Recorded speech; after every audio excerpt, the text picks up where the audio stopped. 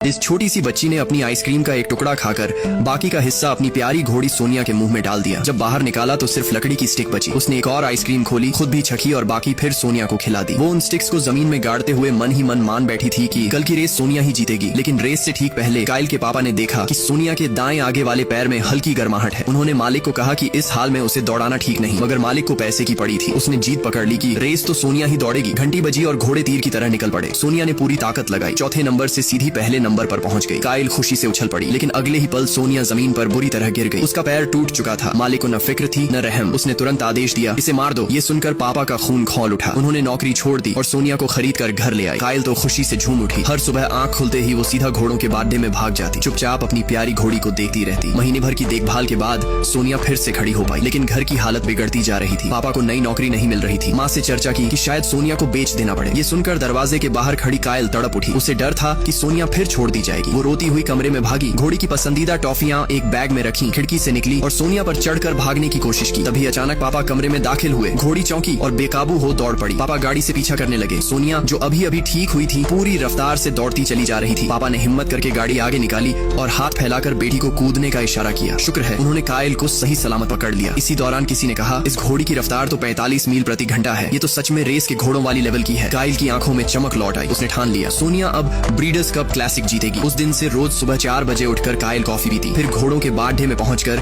सोनिया के साथ ट्रेनिंग करती। दिन ब दिन वो तैयार होती गई। आखिर रेस का दिन आ गया। चेकअप में पापा ने फिर देखा सोनिया के पैर में हल्की गर्मी है। उन्होंने घोड़ी को वापस ले जाने का इशारा किया, मगर सोनिया वहीं खड़ी रही। उसकी आंखें जैसे कह रही हो, मुझ पर भरोसा करो, मैं कर सकती हूँ। काइल बोली, आपने इसकी जान बचाई थी, अब ये एहसान लौटाना चाहती है। पापा ने आखिरकार पूरी जमा पूंजी सोनिया पर दांव लगा दी। घंटी बजी, 14 घोड़े दौड़ पड़े। सोनिया सबसे पीछे रह गई, लेकिन उसने हार नहीं मानी। धीरे धीरे रफ्तार पकड़कर आगे बढ़ने लगी। जब उसने पुराने मालिक के घोड़े को पछाड़ने की कोशिश की, तभी जॉकी का संतुलन बिगड़ गया। सबका दिल थम गया। जैसे तैसे उसने खुद को संभाला, लेकिन सोनिया फिर सबसे पीछे रह गई। काइल सांस रोके देखती रही। अब असली रेस शुरू हुई थी। चौड़ी ट्रैक पर सोनिया बिजली की तरह भागी, एक एक कर सबको पछाड़ती गई। काइल की चीखें जैसे उसे और ताकत दे रही थीं। आखिरकार सोनिया ने सबको पीछे छोड़ते हुए फिनिश लाइन पार की। पूरा मैदान तालियों और नारों से गूंज उठा। कोई यकीन नहीं कर पा रहा था, एक घायल घोड़ी जिसने लगभग मौत देखी थी, आज ट्रैक पर लेजेंड बन चुकी थी। उस पल काइल का सपना पूरा हुआ। दोस्तों, क्या आपने कभी घोड़े की सवारी की है? अगर हाँ, तो प्लीज कमेंट में जरूर बताना।